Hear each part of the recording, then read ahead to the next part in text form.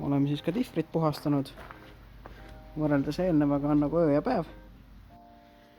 Kõik vahed nii palju kui sai, tegime puhtaks.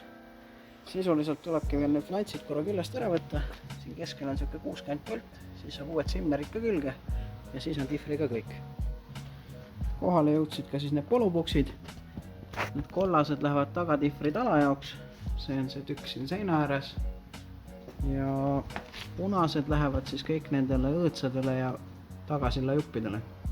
Nendest on ka kõik siis vanad puksid välja võetud, ootavad siin seina ääres omakorda. Ning 2 uut puksi on juba ka ära pressitud.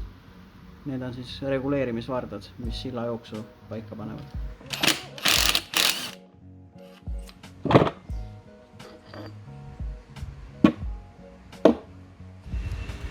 Ühe taldriku saime siis kätte, siin ongi see simmer, võtan tangidega sellest kinni, tõmban ta ära, siis puhastan pesa ilusti ära ja panen uued ka kokku tagasi. Siin on siis näha vana, mis on ilmselt originaal ja kui ta lekib, siis muutubki kogu tihver selliseks õlikäkiks. Uue lükkasin just paika ja kohe lükkan nüüd selle pooltelje flantsiga siia tagasi.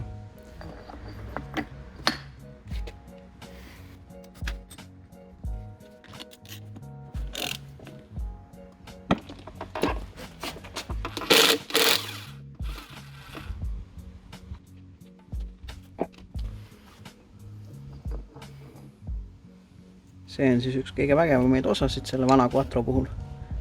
Tagumine tihvrilukk. Põhimõtteliselt kui nüüd salongist nuppu vajutada, siis ta kasutab mootori vaakumit ja sellega tõmmatakse siis mõlemad rattad korraga taha. Kui hästi siin see näha on, see hammasratas liigub siin. Nüüd jäi nagu vähe valesti. Põhimõtteliselt jah, need ambumine läheb kokku ja siis mõlemad veoõli flantsid on korraga taga. Iseenesest tihver on seest üsna ilus puhas. Pärast vaatame, palju siit ka õli välja tuleb, aga arvestades kui must väljast ta oli, siis siin õli ilmselt väga palju järgi ei ole. Kuid süü oli ikkagi nendes simmerites. Siin on näha, eriti kreemine. Aga uutega saab kindlasti korralikult pidama ja puhtaks. Uus tihend paigas ja siis seda läheb.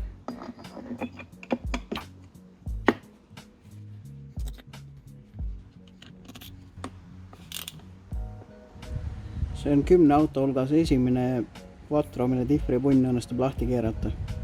Kõigil teistel on siiamaani tunta lahti peksta või keevitada. Et see on küll üks suur tõsine ime. Aga vaatame, mis siit seest ka välja tuleb. Mitte kui midagi.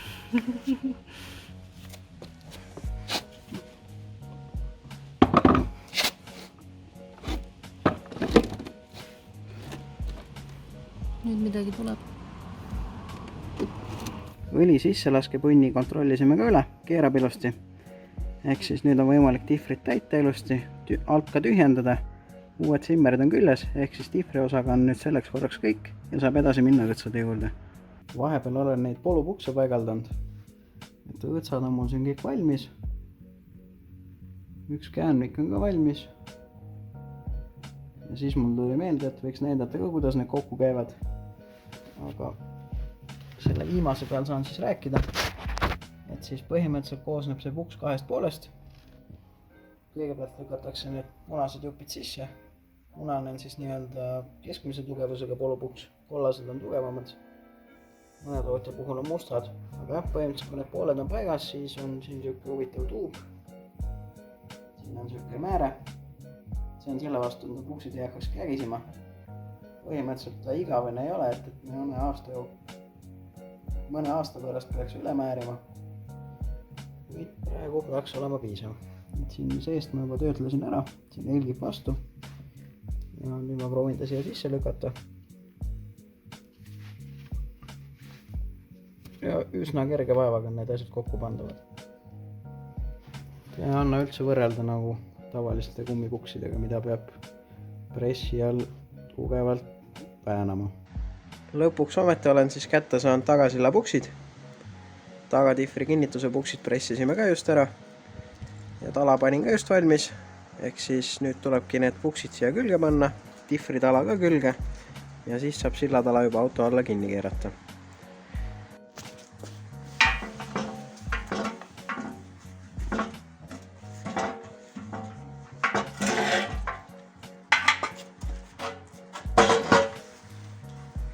tea, kas haamri pani.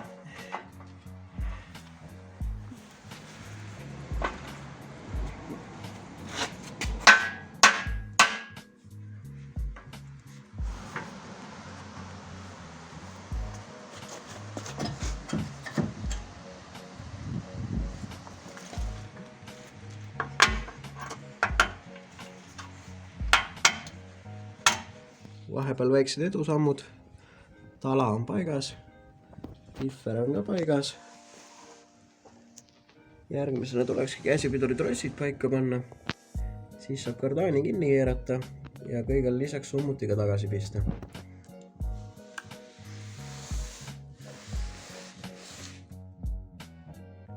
Jõudsime siis nii palju kokku panna, kui juppe hetkel on, ehk siis sild on all.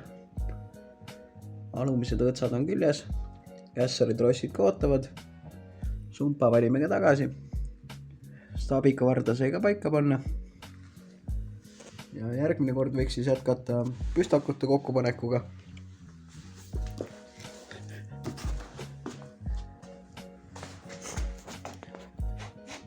Rattakoopast on siuke vaade, uued ilusad värvilised läikivad juminad.